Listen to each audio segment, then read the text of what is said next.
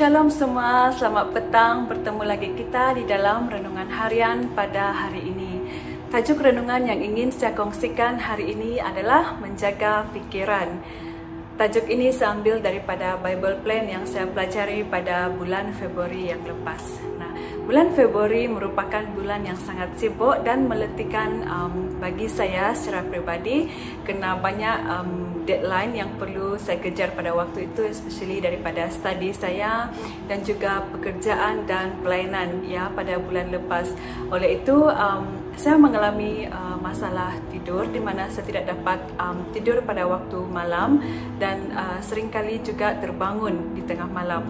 Kadang-kadang sewaktu tidur saya bermimpi tentang pekerjaan dan sesuatu yang buruk terjadi.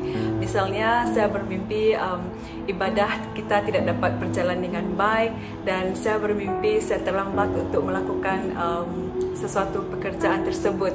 Ya, dan apabila saya terbangun daripada mimpi seperti ini, fikiran-fikiran yang buruk, fikiran-fikiran yang negatif mulai ya masuk ke dalam fikiran saya, dan sehingga saya tidak dapat meneruskan istirahat saya pada malam itu.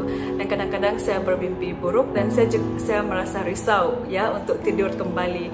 Oleh kerana situasi tidur yang tidak menentu membuatkan saya penat, bukan saja fikiran tetapi tubuh saya jugalah.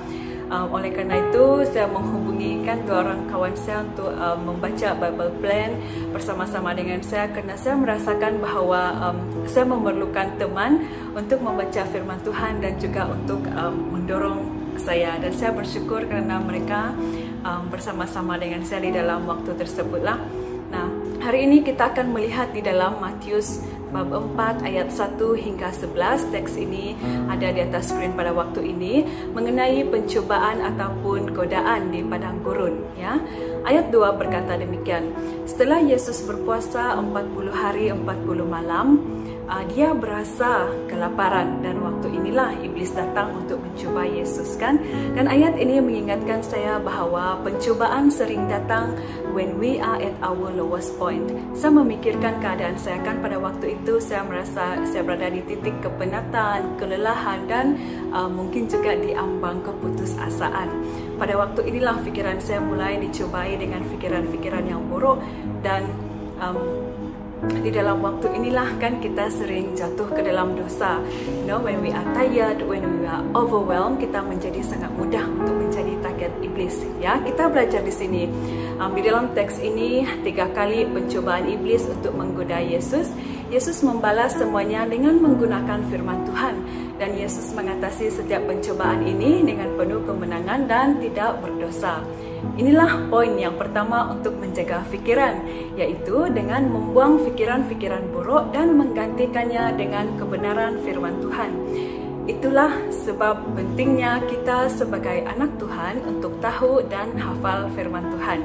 Nah, saya ingin membaca dalam Roma 12 ayat 1 sampai 2. Oleh itu, saudara-saudaraku, aku menyeru kepadamu demi belas kasihan Allah supaya mempersembahkan tubuh badanmu sebagai korban yang hidup, yang suci dan diterima oleh Allah. Itulah ibadat yang wajar.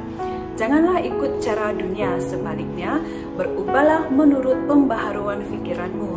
Dengan demikian, kamu dapat memastikan apa kehendak Allah itu, apa yang baik, apa yang diredainya, dan yang sempurna.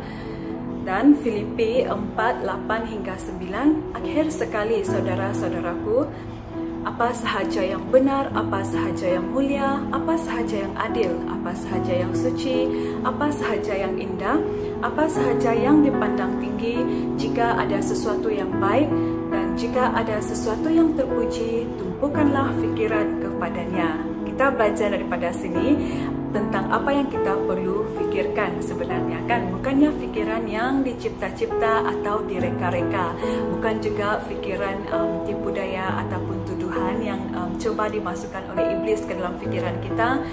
Bukan juga fikiran-fikiran tentang what if this happen, what if that happens. Tidak kan, kerana secara pribadi saya rasa most of the time perkara-perkara yang membuatkan fikiran kita penat ataupun kita merasa negatif ialah sesuatu yang belum terjadi ataupun tidak akan terjadi pun, ya, tetapi sudah direka-reka dalam fikiran kita. Firman Tuhan mengingatkan kita untuk fokus kepada perkara-perkara yang mulia, yang baik, kan? Dan kita sambung ayat 9. Segala yang kamu pelajari, terima, dengar, dan lihat dalam diriku, lakukanlah itu. Maka Allah yang sumber segala damai sejahtera akan beserta denganmu. So, bila kita tahu fikiran kita mulai diserang oleh iblis dengan fikiran-fikiran yang negatif, yang boleh mencuri damai sejahtera yang ada dalam hidup kita, jangan biarkan, jangan kita terima atau jangan kita layan juga. Kita mesti buang fikiran tersebut dan gantikan dengan kebenaran firman Tuhan. Misalnya kita mendeklarasikan firman-firman Tuhan dalam kehidupan kita, kan, sewaktu fikiran ini datang. Contohnya yang saya boleh kongsi di sini dalam Yohanes 10:10, pencuri datang untuk mencuri, membunuh dan binasakan, itu kerja iblis, ya. Tetapi apa kata Tuhan? Aku datang supaya manusia hidup, bahkan mempunyai hidup yang berlimpah-limpah, kan? Amin. Yeremia 29 ayat 11, aku tahu rancangan-rancangan yang kubuat bagi kamu. Demikianlah firman Tuhan, yaitu rancangan kesejahteraan, bukan malapetaka, untuk mengurniakan kepada kamu masa depan dan harapan. Amin. Ada harapan bagi kita, ya. Ini janji firman Tuhan yang kita boleh deklarasikan. Seterusnya dalam 1 Korintus 10 ayat 13 juga, setiap cobaan yang kamu alami memang biasa dihadapi orang, tetapi Allah setia menepati janjinya. Dia tidak akan membiarkan kamu dicobai melebihi kekuatanmu. Sewaktu kamu dicobai, Allah akan memberimu jalan keluar supaya kamu dapat mendapat kekuatan menanggungnya. Amen. Inilah janji firman Tuhan. Apapun yang kita hadapi, apapun badai persoalan, Tuhan berjanji tidak akan melebihi kekuatan kita.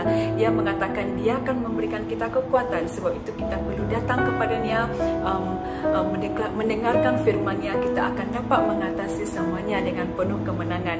Inilah janji-janji firman Tuhan yang kita boleh baca, kita boleh istiharkan dalam minda kita apabila kita diserang oleh fikiran-fikiran yang buruk. Ingat, poin pertama untuk menjaga fikiran ialah dengan membuang fikiran-fikiran yang buruk dan menggantikannya dengan kebenaran firman Tuhan. Jadikan firman Tuhan prioriti hidup kita. Sekian, Tuhan Yesus memberkati.